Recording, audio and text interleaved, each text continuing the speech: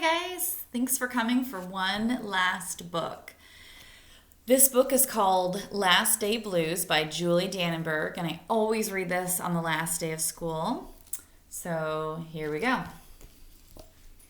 Last Day Blues. Obviously, our last day is a little bit different than it's ever been, and different than this book. On the Monday morning before the Friday, that was the last day of school, Mrs. Hartwell took attendance. She sighed as she called out the last name. "I'm going to miss you all," she said.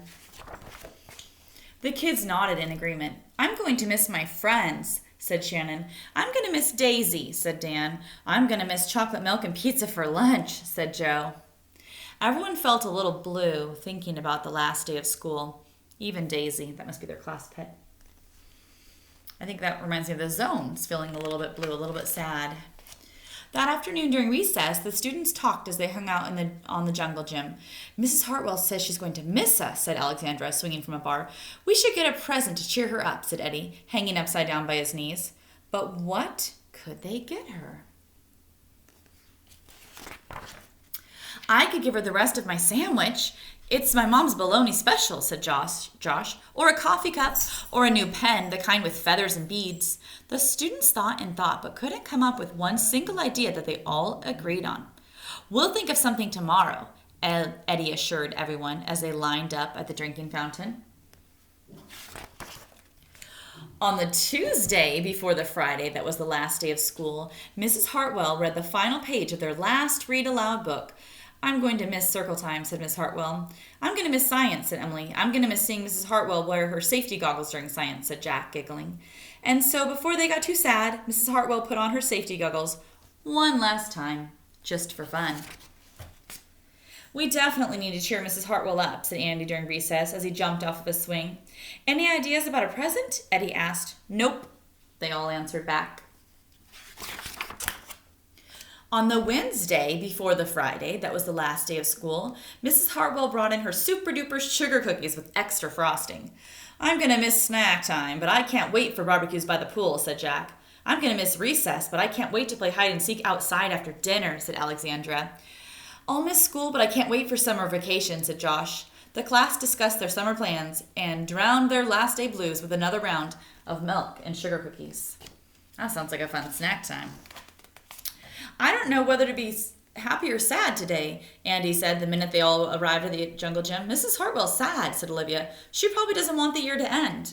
"While we're swimming, she'll be reading her old lesson plan," said Walker. "And while we're playing, she'll be trying to remember the fun times we had this year," said Dan. And that's when an idea zipped, zapped, and zinged through Eddie's brain.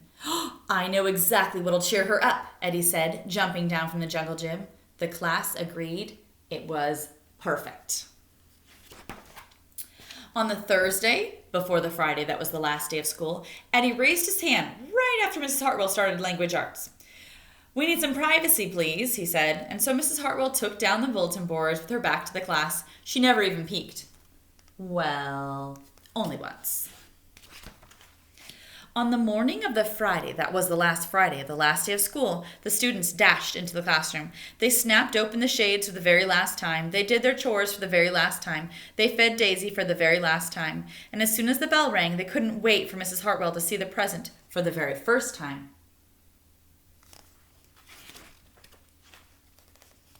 There it is. This is the present. It says, "The last day of school makes us so blue. We'll miss recess and pizza and reading too. We'll miss Miss Daisy and cookies and friendship true. Snack time and science and learning new. We'll miss spelling bees for our test review and groundhogs that play peekaboo. This year's been great. A big woohoo. There are so many things to miss. It's true. But mostly what we'll miss is you." And each little kid put their name with a little picture to remember them by. Later on, during recess, Eddie said, "I think Mrs. Hartwell liked her present." "I just hope it helps," Margaret said. "Poor Mrs. Hartwell," they said sadly as they pictured their final goodbye. "Teachers must hate the last day of school." Look at them, so sad. And then it was time. The bell rang. "Goodbye," the students called as they rushed out the door. "Goodbye," Mrs. Hartwell called after them. And then she returned to her empty classroom. "It's just you and me, Daisy," she said. "I'm sure going to miss them this summer." But I can't wait for vacation. And all the teachers are ready for summer break just like you guys are. Okay, I hope you enjoyed that story. This has been such a strange end of the year, you guys. I'm sorry that I didn't get to spend time with you the last couple months, and I sure look forward to seeing you guys all in the fall when we're all back together in school, and I hope you guys come visit me. And I love each and every one of you so very much. Have a great summer, guys. Bye.